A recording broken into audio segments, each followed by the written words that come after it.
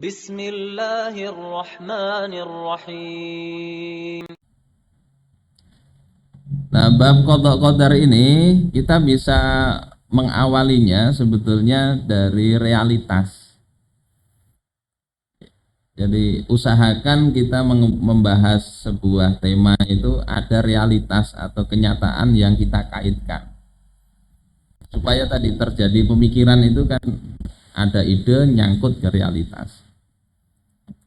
Nah, dari dulu masalah gerakan sholat, berdiri, rukuk, sujud, membaca dan seterusnya sampai sekarang itu kan sama kan ya. Perbuatan manusia itu sama. Nah, kemudian juga bahwasanya keyakinan bahwa tidak akan terjadi di alam semesta ini termasuk pada diri manusia kecuali apa yang telah Allah takdirkan. Ini semua orang juga insya Allah sama. Ya, sama semua kaum muslimin. Bahwasanya apa yang tidak Allah kehendaki, yang tidak Allah takdirkan, nggak mungkin terjadi. Tanya dia ngaku ahlu sunnah, ngaku mu'tazilah. Sepakat itu, sepakat. Nggak ada perbedaan. Dulu dan sekarang sama umat Islam begitu. Terus bedanya apa? Bedanya itu di penyikapan. Penyikapan. Kalau generasi awal dulu dengan tahu begitu, kemudian mereka mengerahkan potensinya untuk berjuang, kan berjuang atau tidak, kalau Allah tetapkan mati ya mati juga. Jadi apa yang menghalangiku untuk berjuang? Karena yakin semua sudah Allah tetapkan. Lalu mereka berjuang dengan sekuat tenaga, dengan penuh keyakinan bahwasanya apa yang telah Allah tetapkan gak akan pernah luput darinya, dan apa yang Allah cegah dari dia tidak akan pernah dia dapat. Iktikadnya seperti itu, dengan iktikad gitu mereka berjuang. Generasi awal begitu. Sehingga diajak ke Khaybar dengan 1.400 pasukan atau 1.500 yang ikut Umrah Hudaybiyah itu kan. Yang dihadapi itu 10 sampai 20 ribu. Di tempat mereka, di kandang mereka sendiri, di benteng-benteng Khaybar yang kokoh itu. Kaum muslimin berangkat aja coba. Yang dihadapi 10 kali lipat. Karena apa? Keyakinan betul kepada Allah Subhanahu wa taala. Keyakinannya sama, qada-qadarnya sama. Jadi bedanya di sini. Nah, sementara generasi akhir itu banyak yang kemudian lemah semangat gara-gara ini pemahaman. Kan sudah ditetapkan itu. Nanti Imam Mahdi datang aja. Ngapain Anda capek-capek? Itu kan sudah nggak boleh kita tergesa-gesa. Pikirannya tergesa-gesa menyampaikan konsep yang benar. Itu bedanya. Dan kenapa bisa beda begitu? Nanti kita lihat karena memang dasar pembahasannya berbeda. Mengait-ngaitkan gitu loh. Membahas dua objek pembahasan yang domainnya itu berbeda disatukan. Jadi camu. Jadi camu. Kita jangankan bicara agama lah, bicara hukum dengan fisika disatukan pembahasannya, bikin orang bingung. Si Anang ditahan, saat ditahanan dia membeli tahanan untuk memperbaiki radio sebesar 5 ohm. Berapakah harga tahanan itu? Misalnya. Antara tahanan dalam bahasan fisika dengan tahanan dalam bahasan hukum itu kan sudah beda. Ketika dijadikan satu kalimat kemudian dibahas dengan dimaknai yang sama antara tahanan satu dengan tahanan yang lain, jadi kacau. Makanya nanti dipisah pembahasannya itu. Kalau masalah membahas ini perbuatan Allah Ta'ala sudah nggak ada problem, mulai bahari sama aja. Mahiyal muskilah, masalahnya apa begitu? Kok bisa sikapnya berbeda? Padahal iktikadnya harusnya sama. Muskilahnya tadi saya katakan itu karena terjadi pencampur adukan pembahasan perbuatan dan kehendak manusia dicampur, diaduk-aduk dengan perbuatan dan kehendak Allah. Lalu untuk menghukuminya akal ikut bermain di dua sisi ini, di sisi manusia dan di sisi Allah Ta'ala. Jadi kalau ini bisa kita pisah sebetulnya sederhana. Cuma kalau sudah terlanjur berurat berakar pemahaman kita ini tercampur aduk, memisahnya itu yang berat. Kalau sudah terpisah sederhana kok pembahasan ini. Yang berat memisahnya itu. Saya dulu mengkaji 5 kali ini. 5 kali itu masih belum clear. Jadi poin utamanya dipisah, ini perbuatan dan kehendak manusia, mana ini perbuatan dan kehendak Allah. Kalau perbuatan dan kehendak manusia, akal manusia bisa berperan di situ. Karena dalam jangkauan akal manusia. Tapi perbuatan dan kehendak Allah jangan dihukumi pakai akal karena di luar jangkauan indera manusia. Tafakkaru fil khalqi wa la tafakkaru fil khaliq. Pikirkan ciptaan Allah, jangan berpikir tentang zatnya Allah Ta'ala, sifatnya, perbuatannya dipikirkan. Jadi rumit di situ karena akal nggak sanggup memastikannya. Yang kadang ribut itu kan di situ, menggunakan akal untuk yang di luar jangkauan akal itu. Entah itu berkelahian di YouTube itu kan berkelahian tentang sifat Allah. Makanya Imam Malik itu nggak senang bahas pendetilan sifat-sifat Allah itu.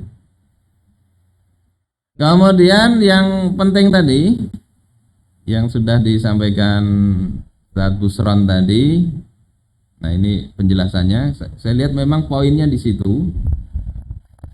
Jadi masalah qada qadar ini asas pembahasannya harus dibatasi. Yang pertama itu adalah laisa huwa fi'lul abdi min kaunihi huwa alladzi yakhluquhu amillahu ta'ala.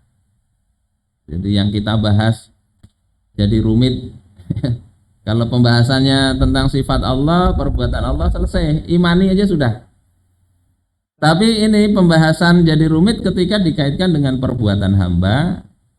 Maka pembahasan yang akan kita lakukan itu bukanlah perbuatan hamba dari sisi apakah dia diciptakan oleh Allah atau tidak. Ya. Bukan dari sisi itu. Bukan juga ilmu Allah. Dalam artian bahwasanya Allah itu mengetahui hamba itu akan melakukan perbuatan ini dan itu semua tercakup di dalam pengetahuan Allah Ta'ala. Bukan pembahasan itu. Kalau karena yang kedua ini jelas sudah nyata, ya ini Allah sudah tahu apa yang akan terjadi, apa yang akan kita lakukan, hasilnya bagaimana, itu sifat dari Allah. Beliau punya sifat alim, al-ilmu, mengetahui. Jadi itu nggak usah kita bahas, cukup diimani saja. Dan nanti efeknya kan jadi semangat tadi, bukan loyo. Yang ketiga bukan iradah Allah. Dalam artian bahwasanya iradah Allah itu terkait dengan perbuatan hamba, sehingga tidak bisa tidak itu harus ada perbuatan itu dengan iradah ini. Jadi kalau Allah menghendaki pasti terjadi, itu sudahlah nggak usah dibahas, yakin aja betul itu. Yakin betul Allah menghendaki sesuatu pasti terjadi. Karena nggak ada yang menentang kehendak Allah Subhanahu wa Ta'ala. Kadang ngomong gini jadi bingung orang, Jabariyah aja. Padahal ini betul. Kemudian yang keempat, walaisa huwa kaunu hadzal fi'li lil 'abdi maktuban fil lauhil mahfuz. Jadi ini juga bukan dari sisi keberadaan perbuatan hamba itu sudah ditulis di lauhul mahfuz. Ya, sehingga tidak bisa tidak dia akan melakukan sesuai yang ada di lauhul mahfuz tadi. Jadi bukan 4 hal ini yang dibahas oleh para mutakallimin. Karena di dalam hadis-hadis kalau bicara qada qadar itu perbuatan Allah sudah selesai. Imani sudah. Nah, objek pembahasan yang dibahas mutakallimin itu kan adalah ya as-sawab wal iqab 'alal fi'li. Dasar pembahasannya di situ. Pahala atau siksa atas perbuatan. Munculnya di situ. Nanti dikaitkan dengan keadilan Allah. Kalau ini dia berbuat begini, kenapa disiksa? Bukankah itu atas kehendak Allah? Nanti kan di situ titik permasalahannya. Jadi pembahasannya itu adalah hal al-insanu mulzamun 'alal qiyami bil fi'li khairan am syarran aw mukhayyarun fih. Apakah manusia itu dipaksa untuk melakukan perbuatan baik atau buruk ataukah diberikan pilihan? Itu aja problemnya kan? Nanti dikaitkan dengan pahala dan siksa. Sederhana begitu. Enggak rumit-rumit. Kata Rasulullah, ad-dinu yusrun, agama itu mudah. Yuridullahu bikumul yusra wa la yuridu bikumul usra. Allah menghendaki kemudahan bagi kalian, tidak menghendaki sesuatu yang sulit. Orang-orang pada masa Rasulullah itu enggak terlalu pusing dengan qada qadar ini. Mereka percaya sudah. Percaya. Walaupun nanti ada ya sedikit-sedikit pertanyaan, dijelasin Rasul enggak terlalu detail-detail banget itu di hadis-hadis Rasulullah itu. Nah, kemudian bagaimana ini bisa kita lihat juga di dalam Hilyatul Auliya, sikap para ulama dahulu. Ada namanya Muhammad bin Wasi al-Azdi. Ditanya oleh Bilal ibnu Abi Burdah, "Ma taqulu fil qada'i wal qadar?" Apa yang engkau katakan tentang qada dan qadar? Karena pada masa ini sudah muncul juga perdebatan begitu. Bagaimana pendapat engkau tentang qada dan qadar? Beliau menjawab, "Ayyuhal amir, wahai amir, innallaha azza wa jalla la yas'alu yaumal qiyamah." Sesungguhnya Allah subhanahu wa ta'ala, Allah azza wa jalla, tidak bertanya pada hari kiamat ibadahu terhadap hambanya an qadaihi wa qadarihi, tentang qada dan qadarnya Allah ta'ala. Wa innama yas'aluhum an a'malihim. Sesungguhnya Allah itu hanyalah bertanya, minta pertanggungjawaban tentang perbuatan mereka, yakni hamba itu sendiri. Dari sini Imam Muhammad bin Wasi ini sebetulnya ingin memilah. Kalau ini qada dan qadar dalam artian di hadis-hadis itu Allah tetapkan, kita tidak akan dimintai pertanggungjawaban itu. Cukup diyakini Allah memang perbuatan seperti itu. Tapi kita dimintai pertanggungjawaban, sehingga kita yang kita bahas perbuatan kita sendiri. Ini cukup bijak beliau, nggak ikut berpolemik. Sifat Allah itu ya sudah begitulah. Nah, bagaimana kemudian di kitab ini dijelasin tentang perbuatan manusia, al-insan ya'ishu fi dairatain. Manusia ini hidup di dua daerah. Ini dalilnya apa? Ya dalilnya akli. Akli, manusia bisa merasakan ini dia dipaksa, ini dia sengaja, ini dia tidak sengaja, ini atas pilihan sendiri. Itu manusia bisa merasakan itu. Manusia diberi akal untuk itu. Ada daerah yang yusaitiru 'alaiha, yang manusia itu menguasai daerah itu. Allah kasih ketetapan, kehendak, dia bisa memilih. Nah, daerah seperti inilah yang akan dia yuhasabul abdu ala hadhil af'al. Hamba akan dimintai atau dihisab, mintai pertanggungjawaban atas perbuatan-perbuatan di daerah yang Allah jadikan dia punya kekuasaan untuk memilih. Sederhana. Kemudian ada tusaitiru alaih, yang daerahnya itu menguasai hamba. Dia nggak punya pilihan. Nah, bahasan di kitab ini ya prinsipnya la yuhasabul abdu ala hadhil af'al. Hamba tidak akan dihisab, dimintai pertanggungjawaban atas kejadian yang di luar pilihan dia. Ya, sederhana begitu. Insya Allah semua ini bisa dicerna, nggak perlu intelektualitas yang tinggi amat. Orang biasa pun paham. Artinya kalau memang pilihan sendiri, dia dipaksa akan diberi sanksi atau diberi pahala. Tapi kalau dia dipaksa atau terpaksa dalam daerah itu, tidak akan dihisab. Ini pula yang Allah katakan di dalam surah Ali Imran, awalama asobatkum musibah qad asobatum mislaiha qultum anna hadza. Apakah ketika kalian ditimpa kekalahan, padahal sebelumnya kalian telah menimpakan kekalahan kepada mereka, kalian katakan dari mana ini?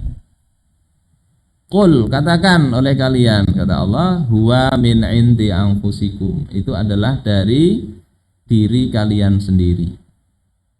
Jadi ada kekalahan dalam perang Uhud, Allah ingin tetapkan bahwasanya itu ada peran mereka untuk kalah. Min indi anfusikum.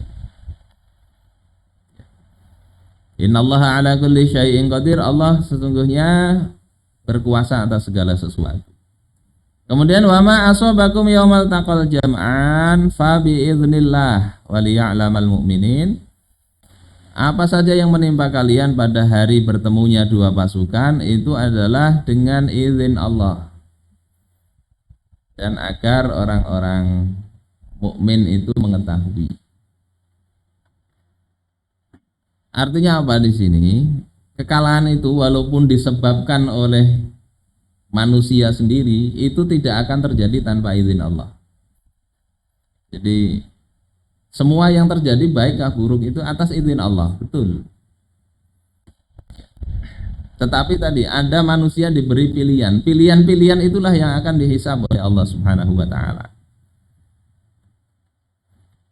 Saya contohkan ya supaya lebih detail, itu perbuatan manusia itu dipilah-pilah, ditafsil. Misalnya si A mau berangkat pengajian atau tidak, mau hadir atau tidak. Ini wilayah yang Allah beri dia pilihan. Mau berangkat atau enggak? Terserah dia. Dia milih berangkat. Apakah nanti pasti ke tempat tujuan? Ya belum tentu. Jadi di wilayah itu masih ada hal-hal lain yang tiap rinciannya itu bisa dilihat ini wilayah yang mana. Tapi tiap pilihan itu ada resikonya, yakni ada balasan kebaikan atau ada sanksinya. Dia sudah berniat mau berangkat, itu sudah dihitung kebaikan walaupun baru niat, karena itu pilihan dia. Oh enggak, saya mau berangkat ke diskotik aja misalnya, tahun baru misalnya, itu pilihan dia. Tapi kalau untuk hal yang buruk tidak dihitung sampai betul-betul terlaksana. Terus kemudian dia berangkatnya mau pakai motor atau jalan kaki atau naik taksi misalnya. Maka ini wilayah yang dia diberi pilihan. Jadi ini ya terserah dia. Nah, ketika misalnya mau naik motor, ternyata motornya raib, kadada lagi di halaman. Nah, ini wilayah yang dia tidak diberi pilihan. Hilang motornya itu. Kadada ini motor saya sengaja saya hilangkan, itu berarti pilihan dia. Kalau ini dicuri maling, itu di luar pilihan dia. Tapi dia itu cuma dikasih pilihan, nanti mau lapor polisi kah, direlakan kah, atau sebagainya. Lalu dia milih jalan kaki misalnya. Nah ini wilayah yang Allah beri dia pilihan. Mau jalan kaki, mau merangkak, mau naik taksi dan sebagainya. Pilihan dia. Ketika jalan kaki tiba-tiba ditabrak kendaraan. Ini wilayah yang dia tidak diberi pilihan. Yang akhirnya dia itu ya nggak sampai di tempat pengajian tapi sampai di rumah sakit. Ya, maka ini dia tidak diberi pilihan di wilayah ini. Jadi manusia bisa itu menganalisis semua perbuatan itu. Jadi ini tetap dapat ganjaran karena dia sudah memilih pilihan-pilihan yang sesuai dengan ketentuan Allah Ta'ala. Adapun yang di luar pilihan tadi, itu di luar tanggung jawab dia. Atau misalnya poin setelah tabrakan ini ternyata dibawa ke lokalisasi. Sampainya di lokalisasi nggak berdosa dia, tapi setelah di lokalisasi dia sadar, kemudian memanfaatkan memanfaatkan kesempatan. Wah ini mumpung apa ini di sini misalnya dia berzina, itu pilihan dia, berdosa dia. Allah nggak kasih pilihan itu cuma sampai pada tempatnya aja, tapi tidak disuruh untuk berzina kan. Setelah sampai lokalisasi kemudian dia menasihati pelacurnya misalnya supaya tobat. Nah itu pilihan dia juga. Prinsipnya hidup kita ini nanti dihadapkan pada berbagai macam pilihan. Kita tinggal milih aja. Nah yang kita pilih itu kalau yang sesuai dengan ketentuan Allah, yang baik itu Allah kasih pahala. Ya, Allah mudahkan insya Allah seperti itu. Nah kalau yang nggak sesuai, ya Allah sanksi. Terakhir saya ingin sampaikan, ini riwayat di dalam Sirah Ibnu Hisham. Saat para sahabat itu berada di hadapan Rasulullah, Rasulullah SAW mengabarkan para panglima perang Mu'tah itu telah ada di surga. Jadi Zaid bin Harithah, Ja'far bin Abi Thalib, ya, rahimahumullah, itu sudah wafat, sudah ada di surga, naik singgah sana. Tapi kata Rasulullah, dan aku lihat Abdullah bin Rawahah itu juga di sana, tapi singgah sananya miring. Maka seorang sahabat bertanya, mengapa Abdullah bin Rawahah itu miring singgah sananya? Rasulullah mengatakan, madaya wa taraddada Abdullah ba'd taraddud summa madha. Yang dua orang itu mereka maju berperang tanpa ragu. Kemudian Abdullah bin Rawahah itu ada taraddud, ada ragu sedikit, ya, melihat dua rekannya itu sudah terbunuh. Ini kayak apa ini? Ada keraguan sedikit, tapi kemudian kemudian maju juga dan juga syahid juga. Itu pun hanya sekedar ada keraguan sedikit, itu nggak sama dengan yang berjuang mantap, itu nggak sama. Apalagi niatnya itu sudah nggak berjuang lagi.